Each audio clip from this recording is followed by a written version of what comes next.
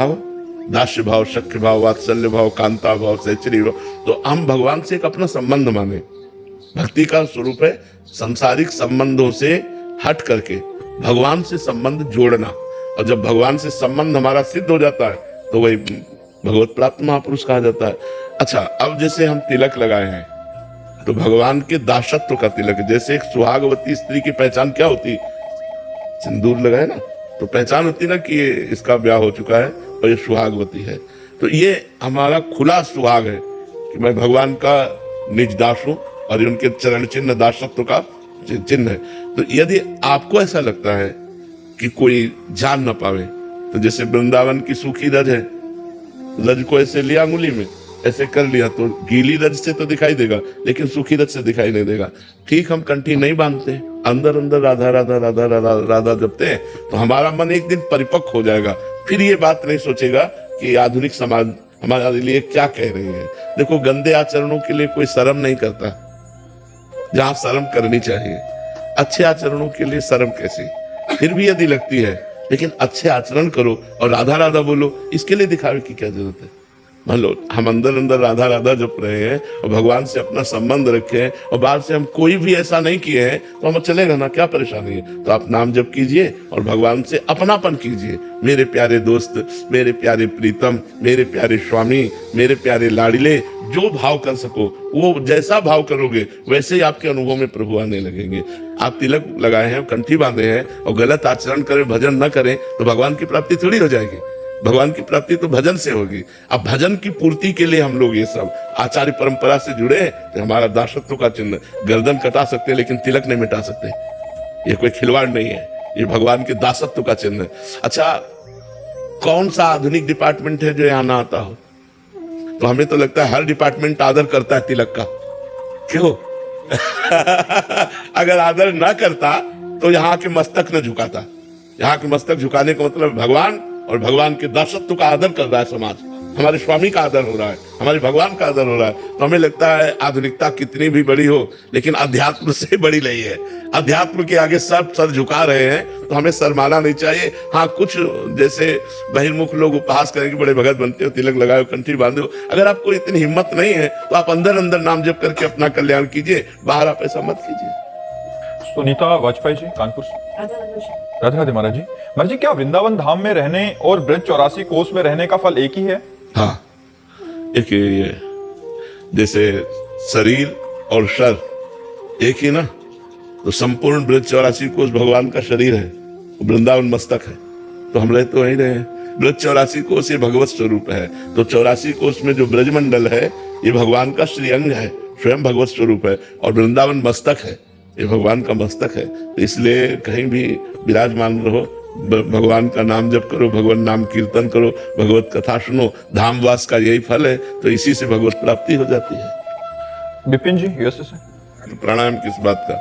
प्राणायाम करते हुए नाम या प्रणव, गुरुदेव ने अगर प्रणव दिया हो तो प्रणव, नहीं तो नाम उच्चारण करते हुए। रेचक कुंभक पूरक है ना, उसमें तो नाम के अनुसार ही तो घसीटा जाता है। मान लो 8 नाम लेते हुए हमने घसीटा तो 16 नाम लेते हुए रोका, फिर 32 नाम लेते हुए छोड़ा, तब प्राणायाम बनेगा। तो ऐसे ऐसे नाम तो जरूरी, बिना नाम के साधना किस बात की। तो भगवान नाम जब करना चाहिए प्राणायाम के समय। रोशन जी, कर्नाटक से। राधे राधे। राधे राधे महाराज जी, श्री जी की कृपा से आप हमारे लिए एकांतिक वार्तालाप करते हैं।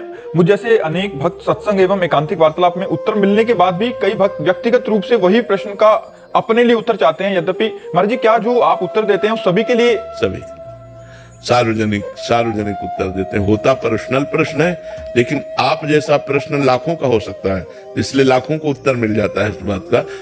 बहुत से ऐसे प्रश्न हैं, लगभग ऐसे प्रश्न हैं जो सार्वजनिक होते हैं। हमारे यहाँ पर्सनल लौकिक प्रश्न का महत्व नहीं है। जैसे आप अपनी गृहस्थी संबंधी पर्सनल, तो हम उसका आदर नहीं करते। आध्यात्मिक पर्सनल भी सार्वजनिक होता है। आध्यात्मिक पर्सनल जो आपको समस्या हो सकती है वो कई साधकों को हो सकती है। तो हमारे यहाँ तो भागवतिक प्रश्नों का ही उत्तर, कभी बीच में कोई टपक पड़े ऐसा कोई जो समाज सुधार के लिए हो तो भले, नहीं तो हम आध्यात्मिक उत्तर इसके अलावा ये सब प्रपंच वाली वार्ताएं नहीं। तो प्रपंच वाली वार्ता में पर्सनल हो सकता है, लेकिन आध्यात्मिक तो सार्वजनिक ही होता है। महाराज जी, कई बार ऐसा होता है कि आपके शिष्य महाराज से सुनने के उत्तर बाद मन संतुष्ट नहीं होता। कोई प्रश्न का उत्तर जैसे बाहर किया तो उसका उत्तर शिष्य ने दे दिया, जो वही जो आप बताते हैं जैसा, बट उनको लगता है कि वही प्रश्न का उत्तर महाराज जी के श्रीमुख से। ऐसा ऐसा आपका ही नहीं, ऐसा हमारा भी सबका होता है। तो हमारी चूंकि प्रबल श्रद्धा गुरु चरणों में या संतों में जिनमें होती है, तो हमें लगता है यही बात अगर वो कह दे तो हमारा विश्वास दृढ़ हो जाएगा। हाँ, तो उसमें कोई बात नहीं है, कोई दोष दर्शन नहीं है, वो हमारी श्रद्धा और विश्वास का विषय होता है। तो वही बात पढ़ने में आती है, वही बात और सुनने में आती है, लेकिन जिस पर हमारा विश्वास होता है वो जब वो बात बोल देता है तो हमारे जीवन में उसका प्रभाव पड़ जाता है। जी। शिवांगी सिंह जी, नोएडा से। राधे राधे महाराज जी। महाराज जी, जो पूजा मैं करती हूँ, क्या भगवान उस पूजा को स्वीकार कर रहे हैं? इसका मेरे हृदय में प्रमाण कैसे मिलेगा महाराज जी? एक एक सेकंड का निरीक्षण भगवान समस्त चराचर जीव का कर रहे हैं, एक एक सेकंड का। वेद कहता है विश्वतश्च चक्षु, वो विश्व रूप नेत्रों से सबको देख रहे हैं। भगवान तुम्हारे मन में बैठे, तुम्हारे हृदय में बैठे हैं।